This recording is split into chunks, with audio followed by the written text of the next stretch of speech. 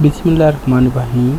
Today our topic is about neuron for class second year biology.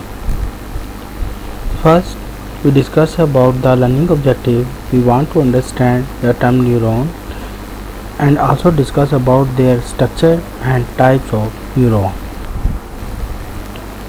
What is neuron? We can define neuron as the basic structural and functional unit of nervous system. जो इसका बुनियादी structure से मुराद जो इसकी बनावट आ रही है और फंक्शन जिसकी जो इसके अफ़ाल हैं जिसकी वजह से काम करता है, जो सेल्स आपस में स्पेशलाइज सेल्स मिलकर जो स्ट्रक्चरल एंड फंक्शनल यूनिट बना रहे हैं किसका नर्वस सिस्टम का, जो इसमें ब्रेन और स्पाइनल कॉर्ड मौजूद है, उसे हम क्या बोलते हैं? न्यूरॉन्स। उसको हम उन सेल्स को हम बोलेंगे न्यूरॉन्स।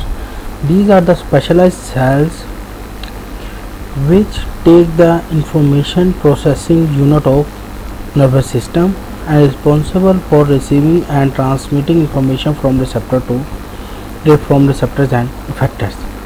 ये specialized cells हैं which are information processing units, जो क्या करेंगे, information को receive भी करेंगे और transmit भी करेंगे. That's why they are called as a information processing unit of nervous system. और इनका फंक्शन क्या है कि उसके मुताबिक ये जब एनालाइज हो जाएंगे और उसके मुताबिक क्या है जो हमारा सेंट्रल नर्वस सिस्टम है वो क्या करेगा, रिस्पॉन्स शो करेगा through these specialised cells called neurons. तो हम इसे कैसे डिफाइन कर सकते हैं? They are the basic structural and functional unit of nervous system, या इनके हम इस तरह डिफाइन कर सकते हैं, they are specialised cells which are information processing unit of nervous system and receiving and transmitting information from receptor and effectors is called neurons या neuron cells। ये तो इसकी डेफिनेशन की बात होगी। अब हम देखते हैं इसका स्ट्रक्चर कैसा है। ये इसका स्ट्रक्चर है सारा न्यूरॉन का, जिसमें the branches move towards the cell body. अब ये जो सोमा मीन्स सेल बॉडी, जो आपके पास ब्रांचेस मूव करी होंगी टुवर्ड्स द सेल बॉडी उस या सोमा की तरफ, इसे हम कहेंगे, उन ब्रांचेस को हम बोलेंगे डेंड्राइट। और जो सेल बॉडी है, the cell body contain the cytoplasm and nucleus. इसके बाद अगर हम देखें जो न्यूक्लियस है वो बेसिकली ज़ाहिर बात है कंट्रोल करता है सारे, जो ये कंट्रोल सेंटर है आपका इस पूरे स्ट्रक्चर का, न्यूरॉन का न्यूक्लियस जो है। अब the branch which moves away from the cell body, ये आपका सेल बॉडी है और ये ब्रांच है। The branch which moves away from the cell body is called axon. और ऑक्सन जो है अगर वो फैटी लेयर की आइसोलेशन हुई है, उसमें क्या है, उसमें फैटी लेयर जो है उतर के डिपॉजिट हुई है और उसको क्या कर रही है, प्रोटेक्ट कर रही है। तो ऐसे ये जो शीट हमें नज़र आ रही है, इसको जो प्रोटेक्टिव लेयर बना रही है, ये फैट्स कंटेनिंग लेयर होती है, इसको हम क्या बोलते हैं? Myelin sheath. And the gap between this, जो माइलिन शीट है उसके अंदर जो है नरिशमेंट के लिए सेल्स होते हैं, सेल्स मौजूद होते हैं जिनको हम क्या बोलते हैं? Schwann cells. और ये आपने बात याद रखनी है कि जो आपके इधर gap between two Schwann cells is called node of रेनिवर्स।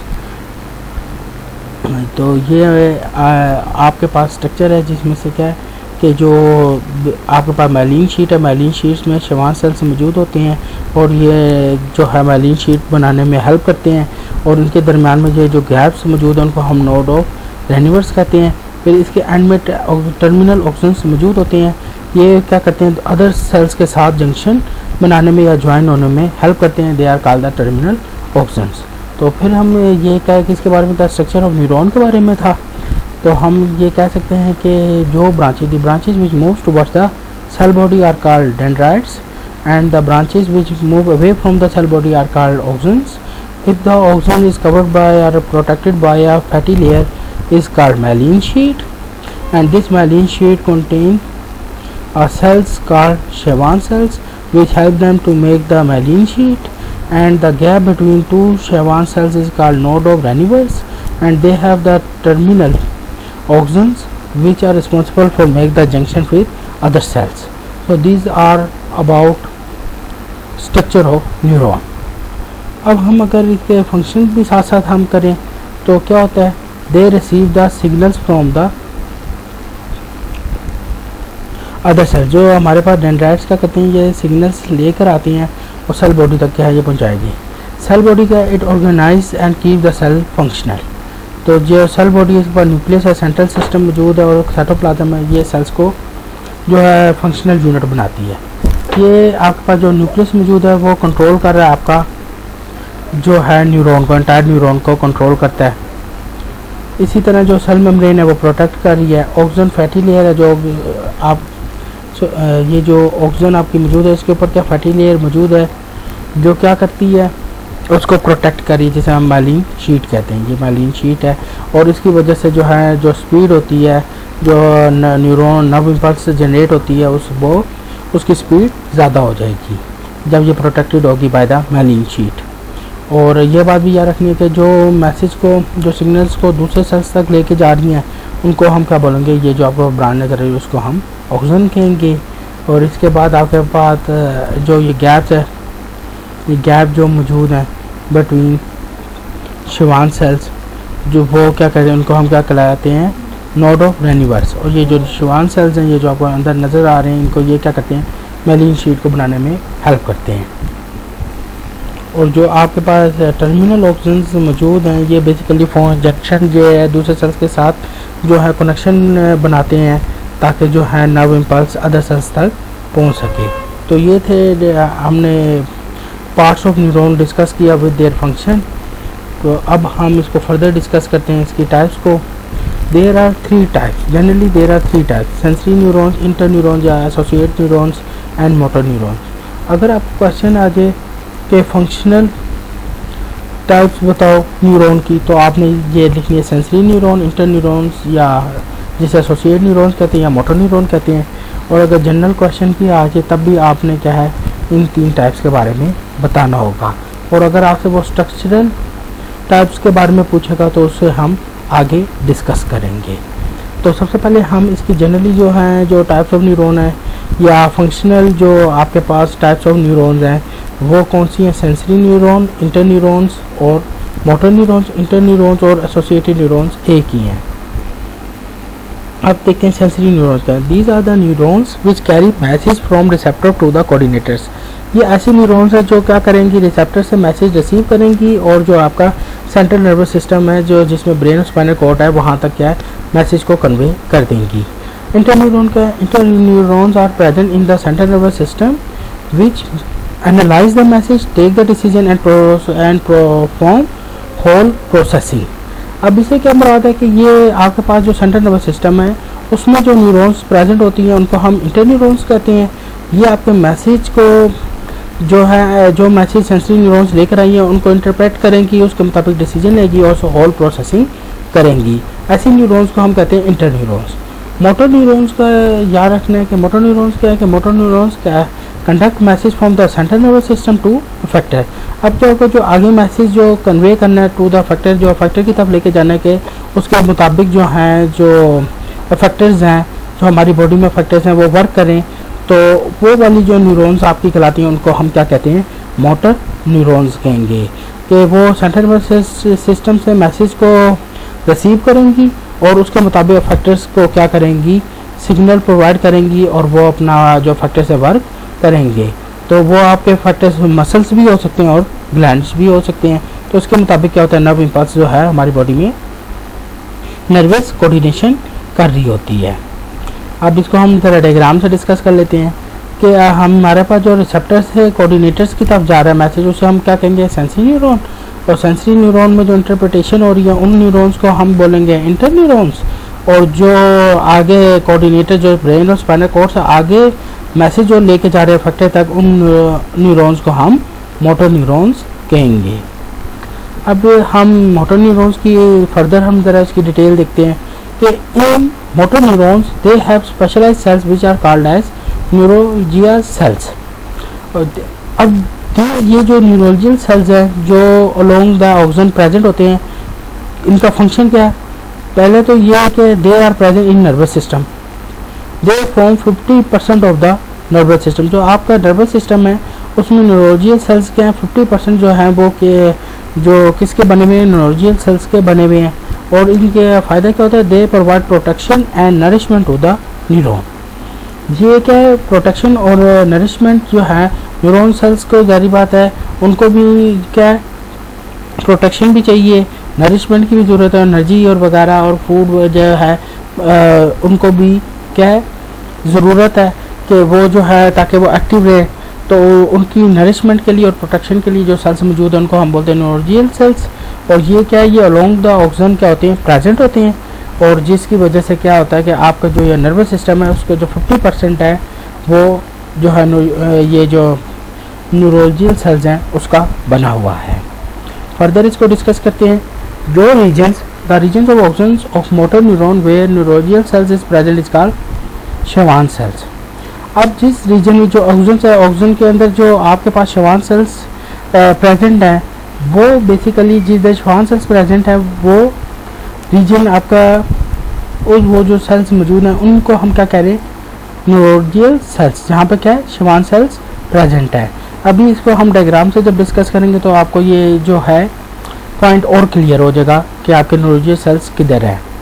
A small gap between the two Schwann cells is called node of, या मैंने पहले भी आपसे बात करी थी कि दो शवान सेल्स के दरमियान में जो गैप होते हैं हम नोड ऑफ रेनिवर्स कहेंगे। और जो सैलिटरी नर्व्स है बेसिकली ये क्या होते हैं, ये they are use for quick response and quick conduction of the nerve impulse.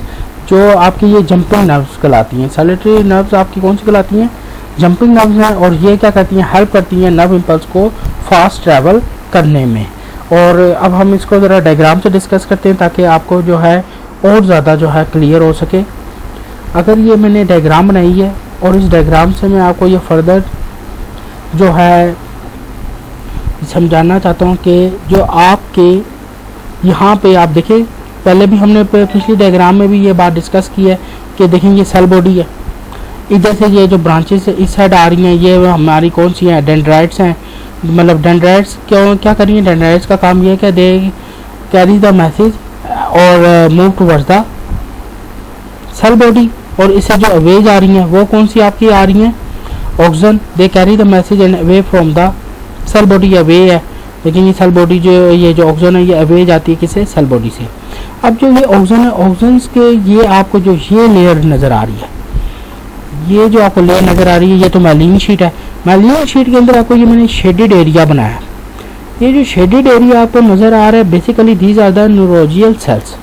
ये जो न्यूरोजियल सेल्स हैं ये क्या करते हैं, आपको हेल्प करते हैं किसमें, इसकी नरिशमेंट और प्रोटेक्शन क्या करते हैं, प्रोवाइड करते हैं न्यूरॉन्स को। अगर आप ज़रा गौर करें तो ये जो कवरिंग है ये आपके पास क्या है, माइलिन शीट। ये जो शेडेड एरिया जो यहाँ पे सेल्स मौजूद हैं ये आपके पास क्या करा रहे हैं, न्यूरोजियल सेल्स।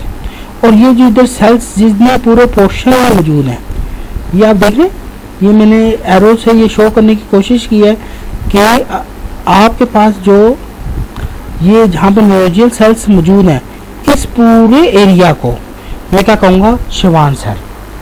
ठीक है ना, तो आपके पास ये बात आपने याद रखनी, ये जो आपके पास पूरा रीजन बन रहा है, ये पूरा एक रीजन जो बन रहा है ये आपके पास क्या है, शवान सेल्स हैं।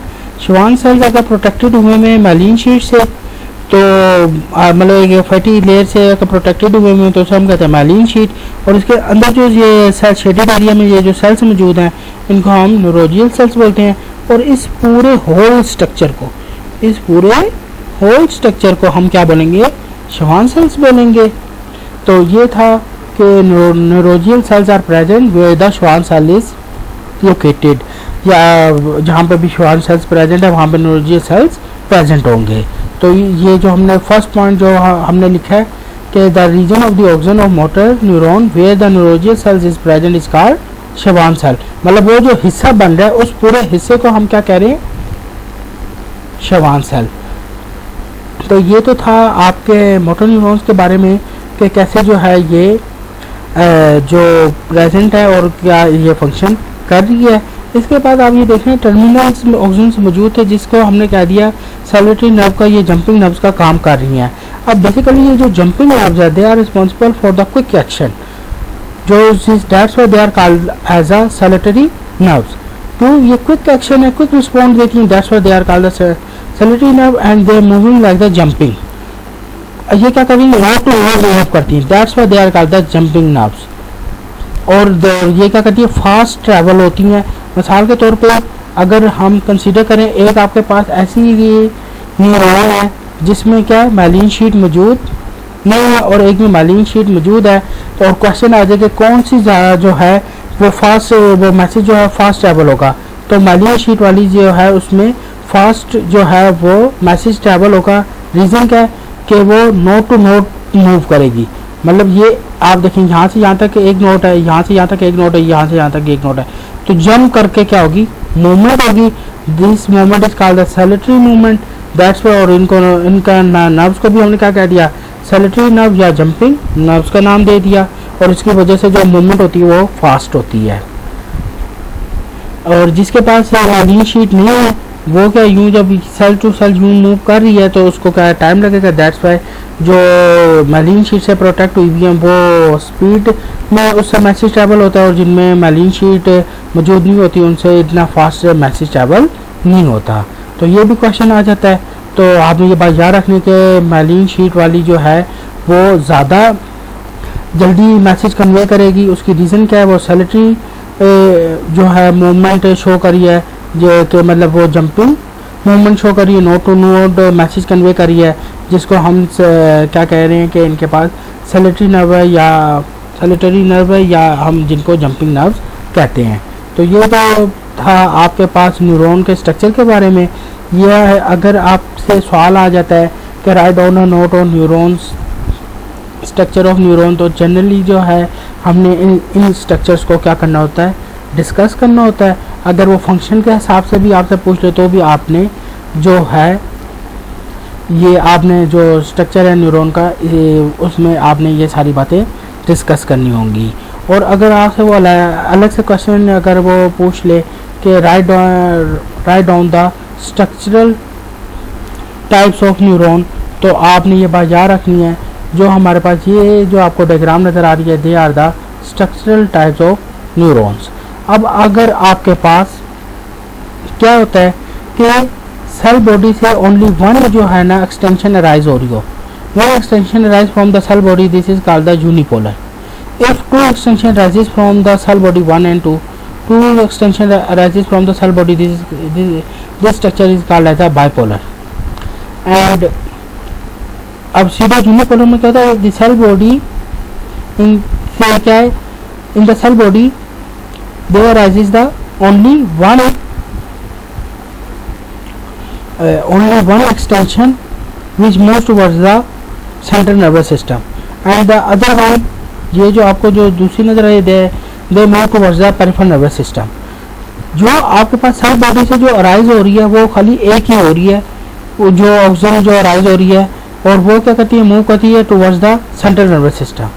तो ऐसे वाले जो इसमें सिर्फ एक हो और अराइज होती हो और वो किधर मूव करे, सेंट्रल नर्वस सिस्टम की तरफ मूव कर रही है, तो उसे हम क्या कहते हैं, आपने सीडो यूनिपोलर। अब ये देखें एक है और सेंट्रल नर्वस सिस्टम के साथ अराइज हो रही है, लेकिन इसके साथ एक और ब्रांच है, एक्स्ट्रा ब्रांच, जो ये ब्रांच आपको नज़र आ रही है, और ये किधर मूव कर रही होती है, पेरिफेरल नर्वस सिस्टम के साथ मूव कर रही है। तो दैट्स वाई इसको हमने क्या कह दिया, हमें ये लगती है दो है, लेकिन होती है क्या है, दो नहीं होती, सेल बॉडी से सिर्फ एक ही राइज हुई है। यहाँ पे देखें आप, फ़र्क आपको नज़र आएगा कि यहाँ पे दो एक्सटेंशन जो है ना आपके पास जो है अराइज हो रही हैं, दो फाइबर्स आपके पास अराइज हो रहे हैं, ये देखें first one and second one. लेकिन यहाँ पे अगर आप देखें तो सेल बॉडी अलग से, और ये सेल बॉडी जो है ना सिर्फ एक एक्सटेंशन को राइज करिए और वो मूव करिए towards the central nervous system की तरफ। और यहाँ पे क्या है, एक आपको एक्स्ट्रा शो की जा रही है जो क्या पेरिफेरल नर्वस सिस्टम की तरफ जा रही है, जिस वजह से हमें ये देखने में क्या है, दो नज़र आ रही हैं, लेकिन ये होती है और ये क्या है, एक ही होती है इसे एक ही जो है ना अराइज करती है सेल बॉडी से। और जो सेकंड वन है वो उसकी ब्रांच है जो कि पेरिफेरल नर्वस सिस्टम की तरफ अराइज जा रही है, मूव कर रही है, एक्सटेंशन मूव कर रही है। तो that's why this is called as the pseudo unipolar neuron. और अगर क्या हो, आपके पास बहुत सारी एक्सटेंशन अराइज हो, आपके पास बहुत सारी ये देखेंगे आपके पास मुख्तलिफ एक्सटेंशन राइज और सेल बॉडी की तरफ मूव कर रही हैं। तो ऐसी जो स्ट्रक्चर है, ऐसे स्ट्रक्चर को हम क्या बोलेंगे, मल्टीपोलर न्यूरॉन। तो ये तो हमने आज किसके बारे में डिस्कस किया, स्ट्रक्चर एंड फंक्शनल जो हैं न्यूरॉन्स के बारे में पढ़ा। और फर्दर हमने ये देखा कि ये इसके जो कौन कौन से सेल्स प्रेजेंट हैं, उनका क्या क्या फंक्शन है, और साथ साथ हमने उसके स्ट्रक्चर को भी डिस्कस किया। तो अब आपने जो है ये बात याद रखनी है कि न्यूरॉन्स के अंदर न्यूरॉन्स हमारे फंक्शनल और स्ट्रक्चरल यूनिट हैं, और इसको हम फंक्शन के हिसाब से भी डिफ़ाइन कर सकते हैं और स्ट्रक्चर के हिसाब से भी डिफ़ाइन कर सकते हैं। और न्यूरॉन की जो डेफिनेशन हमेशा याद रखनी है, it is the functional and structural unit of nervous system. Next lecture में हम नर्व इम्पल्स के बारे में पढ़ेंगे। Thank you.